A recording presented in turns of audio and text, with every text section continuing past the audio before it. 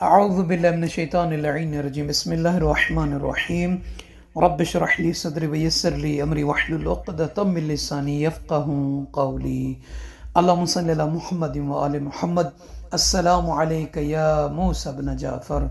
السلام علیک ایہا المظلوم ایہا الشہید السلام علیک یا باب الحوائج ورحمۃ اللہ وبرکاتہ۔ تمام عالم اسلام بالخصوص موالیان امیر المومنین محبان اہل بیت اطہار علیہ السلام اور امام صاحب الزمان عجل اللہ فرج شریف کی خدمت مبارک میں مولا آقا سید سردار امام موسیٰ کاظم علیہ السلام کی شہادت کی تعزیت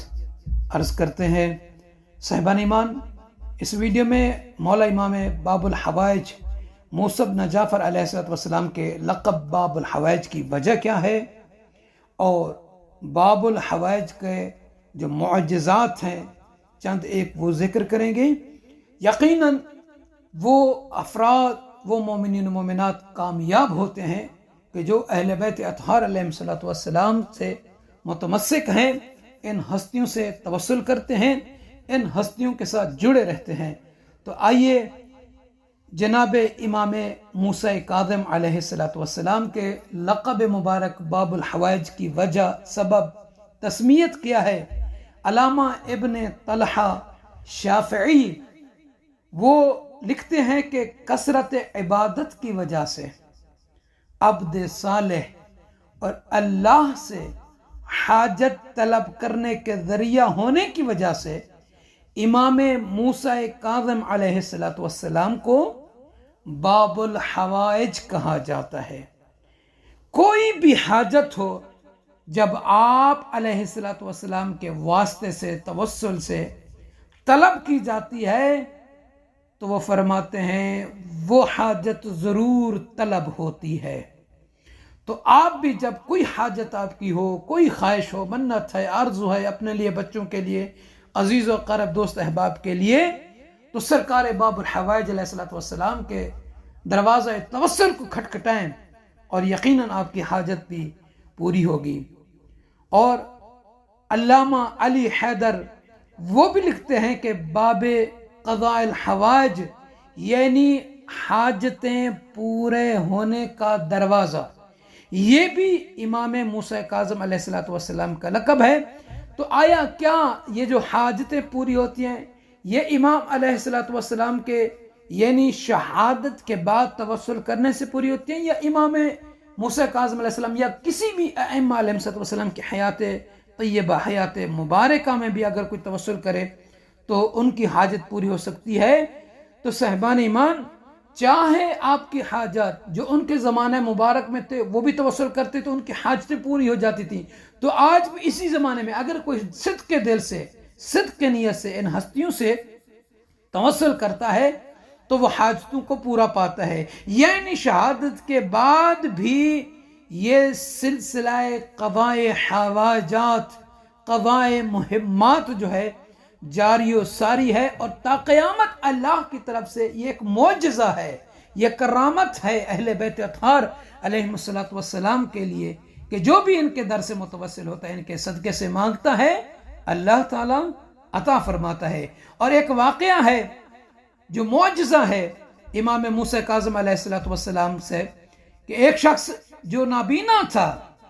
امام موسیٰ کاظم علیہ السلام کے روضہ مبارک پر جب زیارت کے لے گیا اور جیسے واپس پلٹا تو اللہ نے امام علیہ السلام کی کرامت سے، برکت سے اسے بینائی عطا فرمائی۔ یہ کون شخص تھا؟ یہ ایک اندھا اور بوڑھا تھا، عجوز شخص تھا، سید تھا، نہایت ہی مفلسی کی حالت میں جب کاظمین میں امام موسیٰ کاظم علیہ السلام کے حرم مبارک کے اندر زیارت کے لیے داخل ہوا، تو جیسے ہی اس نے سرکار باب الحوائج امام موسیٰ کاظم علیہ السلام کے روضہ مبارک کی ضریح اقدس کو اپنے ہاتھوں سے مس کیا تو وہ کہتا ہے فوراً میں چلاتا ہوا بحر کی طرف دوڑا، مجھے بینائی مل گئی، مجھے بینائی مل گئی۔ یہ آواز لگاتے ہوئے جب حسین کی طرف بڑھا تو لوگوں کا کثرت کے ساتھ ہجوم جمع ہو گیا، اور بہت زیادہ تعداد میں لوگ اس کے کپڑے تبرک کے طور پر، آج بھی اگر کسی مقام پر آپ معجزہ ہوتا ہے، چاہے وہ مشہد ہو، کربلا ہو، نجف ہو، کاظمین ہو، کہیں بھی، تو عوام جمع ہو جاتی ہے، وہ زائرین جمع ہو جاتے ہیں، تبرک کے طور پر اس کو مس کرنا شروع کر دیتے ہیں۔ تو وہ کہتے ہیں کہ جیسے میں یہ آواز لگا کے صحن کی طرف دوڑا تو لوگ جمع ہو گئے، اتنی تعداد میں جمع ہو گئے کہ لوگ کپڑے کو تبرک کے طور پر چھین چھپٹ کر لے جانے لگے۔ اب جو وہاں پہ امام موسیٰ کاظم علیہ السلام کے حرم مبارک میں خدام تھے، انہوں نے جب یہ دیکھا تو انہوں نے زائرین کو، ان لوگوں کو اس سے ہٹایا کہ کہیں ایسا نہ ہو کہ اس سید کو، جسے اللہ نے معجزہ امام موسیٰ کاظم علیہ السلام سے بینائی عطا فرمائی، کہ اسے نقصان پہنچے، تو انہوں نے اس کو بحفاظت ان سے بچا کر اس کے گھر پہنچایا۔ اب وہ سید جو نابینا تھا، بوڑھا تھا، امام موسیٰ کاظم علیہ السلام کے معجزے سے اللہ نے اسے، برکت سے اللہ نے اسے بینائی عطا فرمائی۔ وہ فرماتا ہے کہ بغداد کے ہاسپٹل میں میں اپنی آنکھ کا علاج کر رہا تھا، بالآخر سب ڈاکٹروں نے، طبیبوں نے یہ کہہ کر مجھے ہاسپٹل سے نکال دیا کہ تیرا مرض لا علاج ہو گیا ہے، یعنی اس کا اب کوئی علاج نہیں ہے، اس کا علاج ناممکن ہے، یہ ٹھیک نہیں ہو سکتا۔ وہ کہتا ہے کہ تب میں مایوس ہو کر، نا امید ہو کر روضہ اقدس امام موسیٰ کاظم علیہ السلام پر حاضری کے لیے آیا، تبسل کے لیے آیا، اور یہاں آ کر امام موسیٰ کاظم علیہ السلام کے وسیلے سے اللہ عز و جل سے دعا کی، بار الہا تجھے اسی امام مدفون کا واسطہ مجھے اثر نو بینائی عطا کر دے۔ اب یہ سید کہتے ہیں کہ یہ کہہ کر جیسے ہی میں نے روضہ امام موسیٰ کاظم علیہ السلام کی ضریح مبارک کو مس کیا تو میری آنکھوں کے سامنے روشنی نمودار ہوئی اور آواز آئی، جاؤ تجھے پھر سے روشنی دے دی گئی، جاؤ تجھے پھر سے روشنی دے دی گئی۔ اس آواز کے ساتھ ہی وہ کہتا ہے کہ میں ہر چیز کو دیکھنے لگا، تمام لوگ اس امر کی تصدیق کرتے ہیں کہ یہ ضعیف الامر سید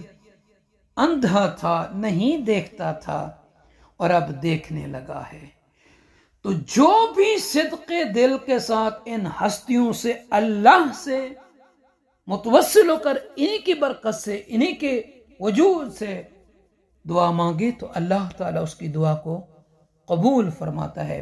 ایک اور مختصر سا واقعہ ہے کہ جس کی مشکل حل ہوئی۔ علامہ ابن شہر آشوب وہ لکھتے ہیں کہ خطیب بغدادی، علماء ذاکرین اپنی مجالس میں، تقاریر میں اس خطیب بغدادی کے واقعات کو بیان کرتے ہیں۔ وہ کہتے ہیں کہ انہوں نے اپنی تاریخ میں لکھا ہے، کون؟ خطیب بغدادی۔ وہ لکھتے ہیں کہ جب کوئی مشکل در پیش ہوتی ہے، میں امام موسیٰ کاظم علیہ السلام کے روضہ مبارک پر چلا جاتا ہوں اور آپ علیہ السلام کی قبر مبارک پر دعا کرتا ہوں، میری مشکل حل ہو جاتی ہے۔ جتنا عقیدہ مضبوط، جتنا یقین مضبوط ہوگا، اتنے ہی آپ کامیاب ہوں گے اپنی مرادوں میں۔ سلام ہو ہمارے اس مولا آقا پر کہ جو آج بھی اپنے در پہ آنے والے سائل کو رد نہیں کرتے، خالی نہیں بھیجتے۔ سلام ہو اس قیدی پر کہ جو 14 سال ناحق قید میں رہے۔ سلام ہو کاظمین کے اس مظلوم امام پر جسے 25 رجب المرجب کو جس کی شہادت ہوئی، اور عالم غربت میں کوئی انہیں دفنانے والا نہیں تھا کہ جس کا جنازہ پل بغداد پر پڑا رہا۔